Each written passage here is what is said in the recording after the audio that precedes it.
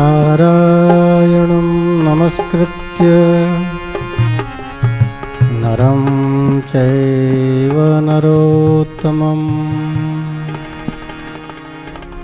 देवीं सरस्वतीं व्यासं ततो जयमुदीरये।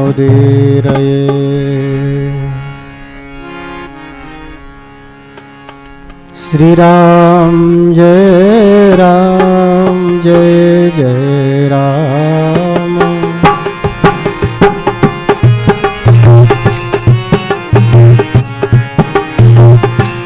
श्री राम जय जय राम।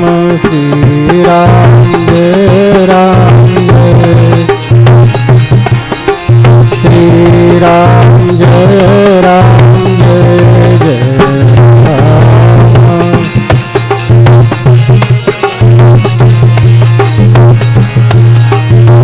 श्री राम जय राम। श्री राम जय राम।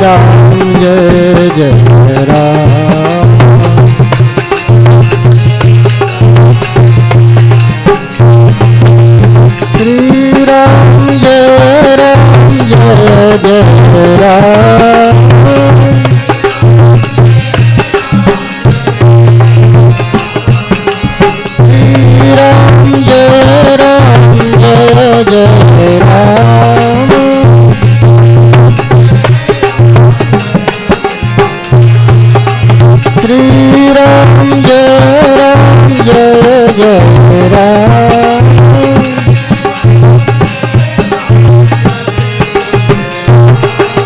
श्री राम जय राम।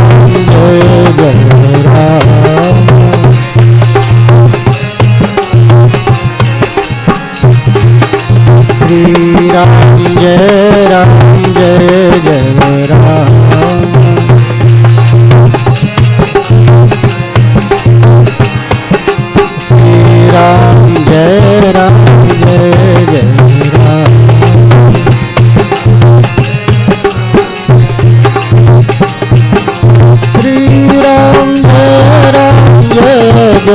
राम। श्री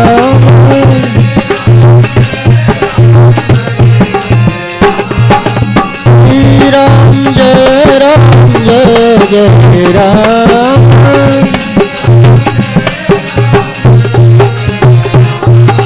श्री राम जय राम।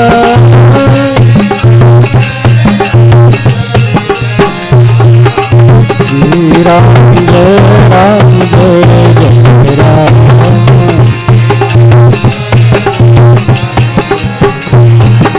श्री राम जय राम।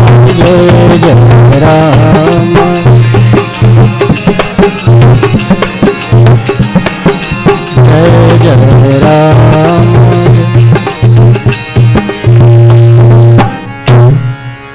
भक्तवत्सल भगवान की जय।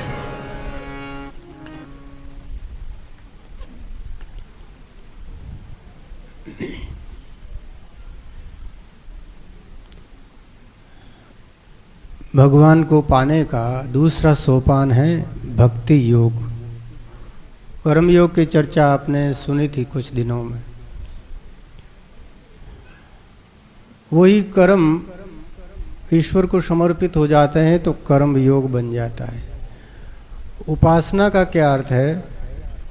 उप आसन माने गुरुदेव के नज़दीक में आसन लगा करके उनसे जो हम भगवान तक चलने का जो तरीका जानते हैं उसको उपासना कहते हैं। उपासना के 9 प्रकार बताए गए हैं। रामायण में लिखा है, प्रथम भगति संतन कर संगा। प्रथम भगति संतन कर संगा। रति मन कथा संगा। रति मन कथा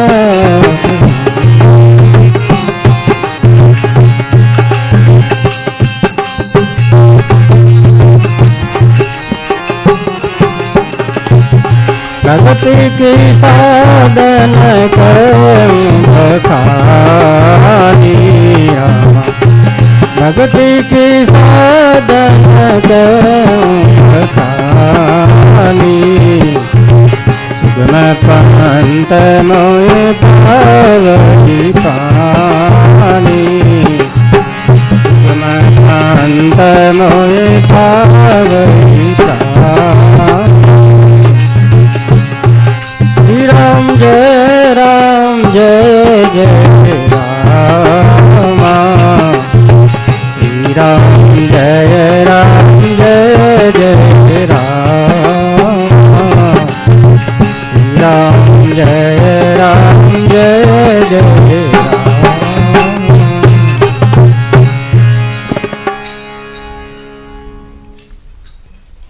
भक्ति की साधन कहूँ बखानी, सुगम पंथ मोहि पावहि प्राणी। भक्ति मार्ग बड़ा सुगम है चलने को। सड़कें अपने गांव में भी हैं, और आप दिल्ली में चले जाओ तो वहाँ सड़कें कैसी मिलेगी आपको, बड़ी ही स्मूथ, एकदम बढ़िया सड़कें। तो भक्ति का मार्ग राजमार्ग है, चलने के लिए बड़ा ही सुगम है। तुलसीदास जी महाराज कहते हैं, भक्ति की साधन कहूँ बखानी, सुगम पंथ मोहे पावहि प्राणी। इस मार्ग से भगवान को पाना बड़ा सुगम है। प्रथम भक्ति संतन कर संगा। तो भक्ति की शुरुआत होती है संतों के संग करने से। अगर मन में शुभ इच्छा प्रकट हो, जीवन का कल्याण करना है, हमें मोक्ष प्राप्त करनी है, तो ऐसे शुभ संकल्प वाले व्यक्ति को सद्गुरु की खोज करनी चाहिए। और अगर आपने जीवन में कोई महापुरुष का सानिध्य पा लिया, अच्छा सतगुरु प्राप्त कर लिया, तो ये भगवान से भी बढ़ करके है। संतों ने कहा है, हरि का रचिया रामदास 84 को जाए, गुरु का रचिया राम भज मिले राम के माए। भगवान ने संसार बनाया है और वो संसार में व्याप्त है। ईश्वर जैसे दूध में कण कण में घी व्याप्त है, वैसे संसार में व्याप्त है। घी को प्राप्त करना जिस तरह से एक विशेष प्रक्रिया के तहत आप पहले दूध जमाओगे, फिर उसका दही होगा, दही को बिलोने में डाल करके बिलोना करना पड़ेगा, फिर उसमें से झाग निकलेंगे, झाग को फिर आप बिलो करके मक्खन प्राप्त करोगे। भगवान उसी तरह से संसार में कण कण में व्याप्त हैं, लेकिन भगवान की ही विशेष विभूति के रूप में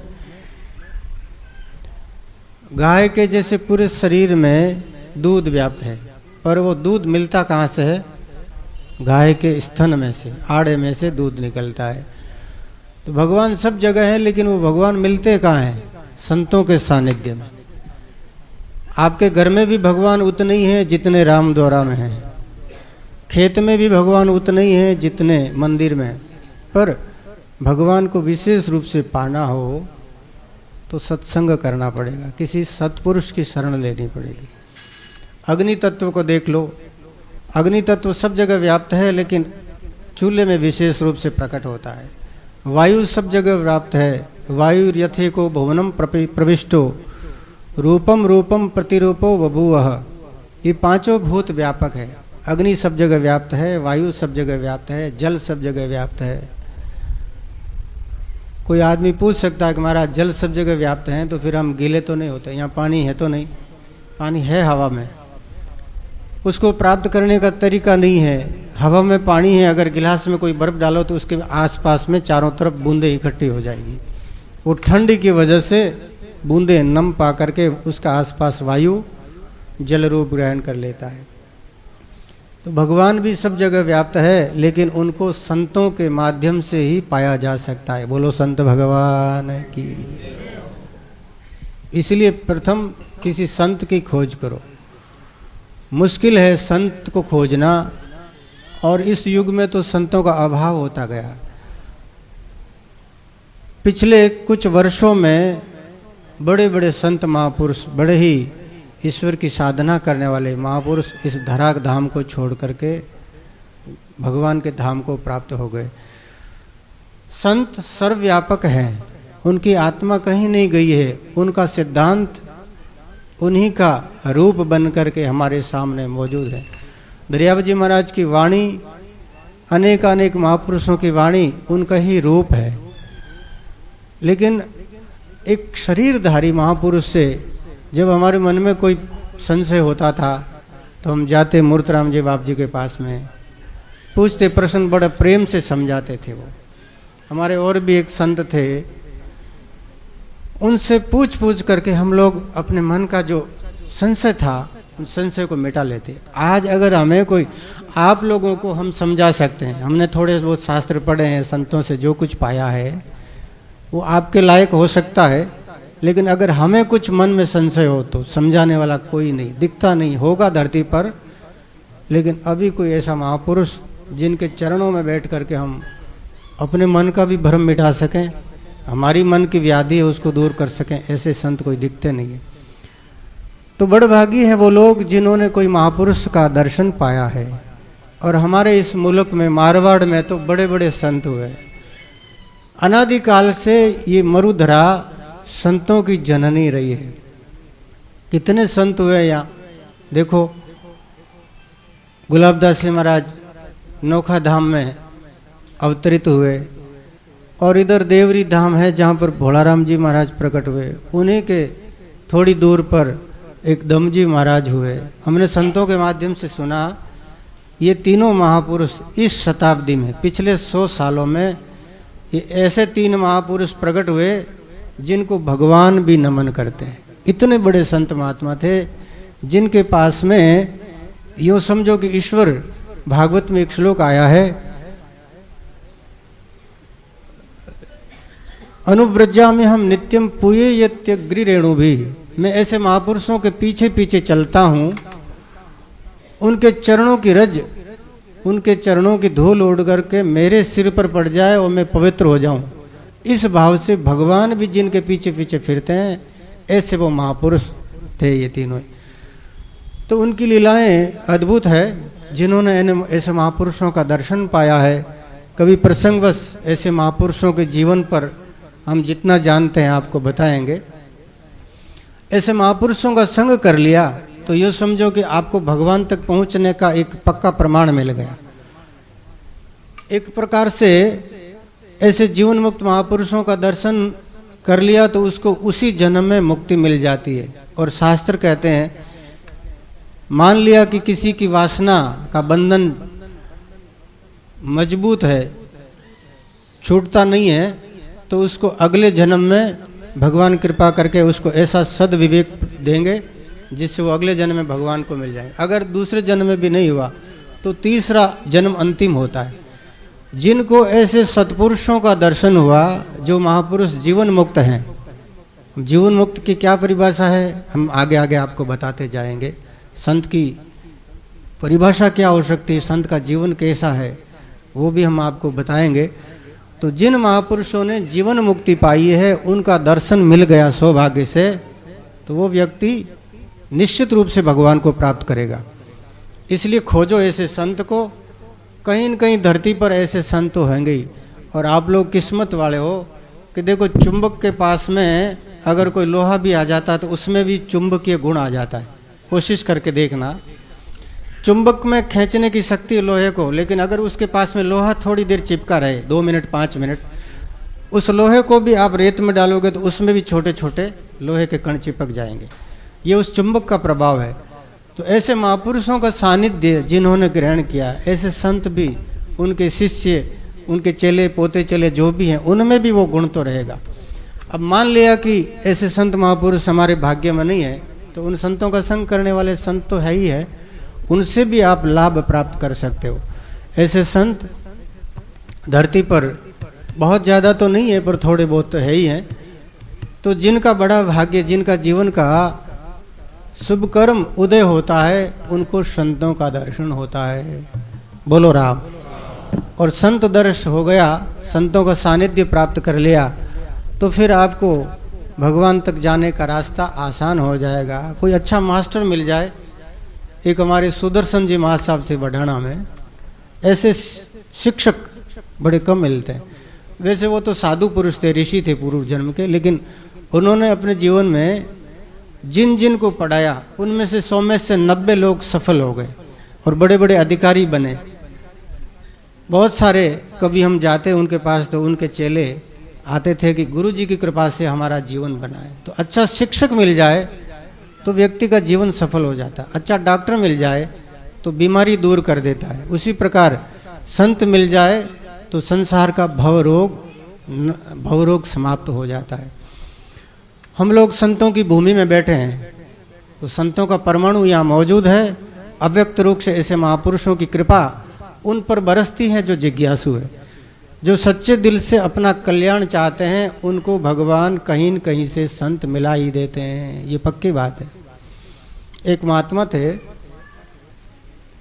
वो महात्मा बारनी गांव में कोई धूमगिर जी का तालाब है, वहाँ पर वो संत बैठे थे। संध्या का समय था, संतों को बड़ी जोरदार भूख लगी। वो महात्मा जी बता रहे थे, अब तो नहीं है उनका शरीर, कि भूख लगी जोरदार, ऐसी भूख कि शरीर में कंपन शुरू हो गया।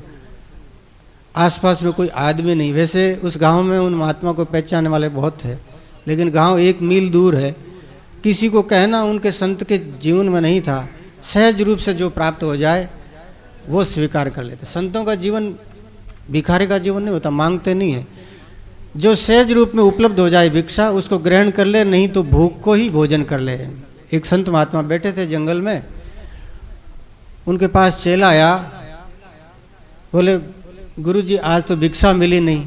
बोले कोई बात नहीं, भिक्षा नहीं मिली तो आज हम भूख को ही आहार, भूख की भिक्षा ले लेते, भूख को ही खा जाते हैं। अब भूख को खाना हर एक के बस में नहीं है, भूख को कैसे खाओगे? सामने रोटी हो, सोगरा हो, फलका हो, दही हो, उसको तो आप भोग लगा करके पा सकते हो, लेकिन भूख को खाना तो हर एक के बस में नहीं है। वो संत बोले आज चलो भूख को ही खा जाते हैं। ये संसार में कितने जीव हैं, 84 के पशु पक्षी, उनको हमेशा एक जैसा आहार नहीं मिलता। आदमी तो रोज भोजन करता है, लेकिन पशु पक्षियों को रोज न भोजन मिल पाता है न पानी, कभी कभार उनको मिल जाता है।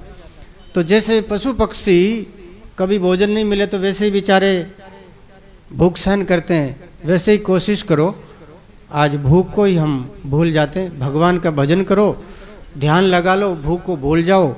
बस भूख को भूलना ही ये भूख का आहार है। तो ऐसा वो संत महात्मा, मैं कह रहा था वो बारणी में संत महात्मा को भूख लगी और बड़े ही वो अद्भुत महात्मा थे। एक कोई आदमी आया जिनको वो जानते नहीं थे, साफा लगाए हुए, कांसी की तासली में इतना खींचड़ा और राबड़ी लेकर खाए। बाप जी भोजन करो, दिन थोड़ो है। संतों ने इधर उधर नहीं देखा, वो बस दिन थोड़ा सा है, वो लिया पात्र और खींच जीमा, हाथ धोया। हाथ धोते ही वो देखा कि वो बर्तन और वो आदमी गायब। संतों ने देखा और वो कौन था, कौन मैं पहचानूं तो सही। वो संत बड़े जानकार थे, वैद्य भी थे और सब लोगों को करीब करीब गांव में सबको जानते थे। इधर उधर दृष्टि घुमाई, देखा कि कौन था, कौन वो जिसने अभी मेरे को भोजन करवाया। कहीं कोई उसका अता पता नहीं, ना तो उनके पैरों के निशान दिखे और ना ही वो आदमी। तो संत फिर देखने लगे, जरूर आज भगवान ने कृपा करके वो प्रसाद पाया। और वो संत महात्मा बोले कि उस खींच को जीवने के बाद 15 दिन तक भूख नहीं लगी। घर में किसी को बताया नहीं, घर में कोई आता दाता भोजन करो, बोले भोजन हो गया। 15 दिन तक भूख नहीं लगी। ये बिल्कुल ऐसे संत महात्मा की बताई हुई बात है। तो जब व्यक्ति भगवान को इस तरह से भजता है तो उनके लिए भगवान योग क्षेम की सारी व्यवस्था करते हैं। तो ऐसे ऐसे अद्भुत महान पुरुष हमारे इस क्षेत्र में बहुत हुए हैं। ऐसे संतों का दर्शन करना ही जीवन का सबसे बड़ा लाभ है। भर्तृहरि महाराज से पूछा था किसी ने, को लाभ हो, जीवन का सबसे बड़ा लाभ क्या है? किसी के खेत में 500 मन धान हो गया तो ये सबसे बड़ा लाभ नहीं कहा जा सकता। लाभ तो है 500 मन धान, अब किसान आदमी परिश्रम करे, उसका परिश्रम साथ हो, खूब बिणिया हो जाए, खूब गेहूं हो जाए, खूब धान हो जाए, किसान खुश हो जाता है। लेकिन वो चीज़ 1 साल भर से ज़्यादा नहीं टिकेगी। 12 महीने में सारा धान खत्म हो जाएगा। 12 महीना नहीं तो 2 साल में भी वो तो खत्म ही होगा ना। तो उसको सबसे बड़ा लाभ नहीं कह सकते। सबसे बड़ा लाभ तो वो होता है यम लब्ध्वा चापरम लाभम मन्यते नाधिकम ततः, जिस लाभ को पाने के बाद ऐसा खजाना जो कभी खत्म ही नहीं हो, जिसको पाने के बाद कुछ पाना शेष नहीं रहे, माने सब कुछ मिल गया हो, तो ऐसा लाभ क्या है। तो भर्तृहरि जी महाराज ने विचार करके विवेक से उत्तर दिया, जीवन का सबसे बड़ा लाभ तो वही हो सकता है किसी संत महापुरुष का दर्शन हो जाए। बोलो संत भगवान को लाभो गुणी संगम, ऐसे गुणी पुरुष ऐसे संत महात्मा का सानिध्य मिल जाए जिनके दर्शन मात्र से ही जीव के कल्याण की एक छाप, एक नींव लग जाती है। गुलाबदास जी महाराज टांकला गांव में कृष्णदास जी महाराज ने जहाँ भजन किया था वो खेजड़ा है, अब तो वो खेजड़ा भी गिर गया। तो उस खेजड़ा के नीचे विराजे हुए थे और कुछ सीधे साधे गांव के भावुक भगत लोग आए हुए थे। महाराज उनको कुछ सुना रहे थे, संत प्रसाद बांट रहे थे। एक छोटा सा बालक भेड़ें चरा रहा था, संतों ने उसको प्रसाद देने के लिए बुलाया। बोले बेटा यहाँ खेजड़ा जी में दंडोत कर ले। वो अपने आप को संत दंडोत नहीं करवाते, जहाँ पर वो जो छोटा खेजड़ा धाम था उस पर उस बालक ने दंडोत प्रणाम किया, उसको प्रसाद दिया, वो बालक चला गया। अब किसी भगत ने पूछा बाप जी एक दंडोत किया इस बालक ने, उसका क्या फल होगा, क्या परिणाम होगा इसके जीवन में। गुलाबदास जी बाप जी ने फरमाया कि इसने जो दंडोत की, चाहे वो प्रसाद के निमित्त भी की हो, इस बालक की किसी न किसी जन्म में जाकर के मुक्ति हो जाएगी। बोलो भक्तवत्सल भगवान। एक दंडवत किया हो, संत के कहने से एक भगवान का नाम भी लिया हो, उसकी मोक्ष हो जाती है। इस पर हम कथा आपको कल बताएंगे अगर याद आया तो। एक नाम से कल्याण हो जाता है, एक बार संत दर्शन से मुक्ति हो जाती है, ये हमारे शास्त्र प्रमाण है। तो जीवन में सबसे बड़ा सद्भाग्य उदय जब होता है जब हमें कोई ऐसा संत मिल जाए, मिले कोई ऐसा संत फकीर जो पहुंचा दे भव दरिया के तीर। संत महात्मा भव सागर के किनारे लगा देते। इसलिए राम कृष्ण हरि मुकुंद मुरारी, भजो राम कृष्ण हरि मुकुंद मुरारी, राम कृष्ण हरि।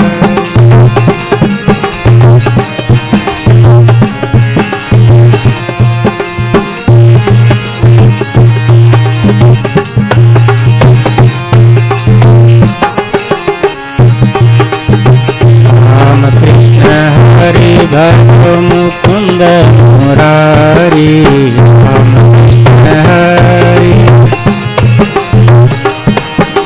राम कृष्ण हरि। बोलो मुकुंद मुरारी, राम कृष्ण।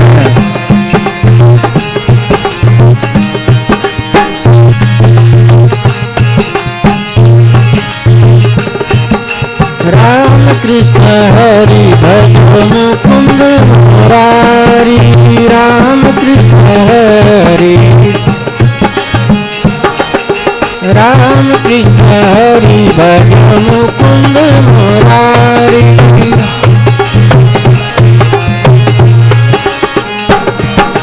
शरण तुम्हारी प्रभु शरण तुम्हारी,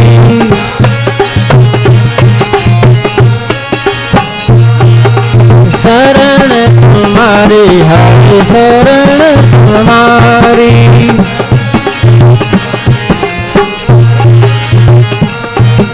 हे गिरधारी शरण तुम्हारी,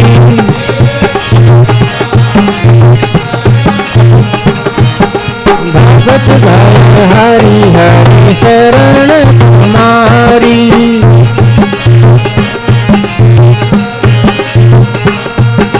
राम हरि मुकुंद मुरारी,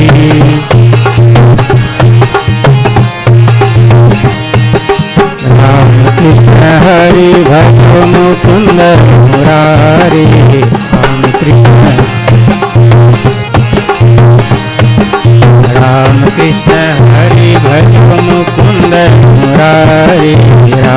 कृष्ण हरे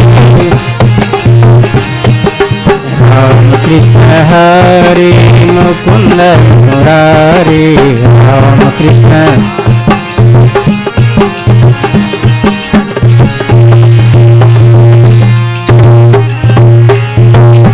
सियावर रामचंद्र भगवान की।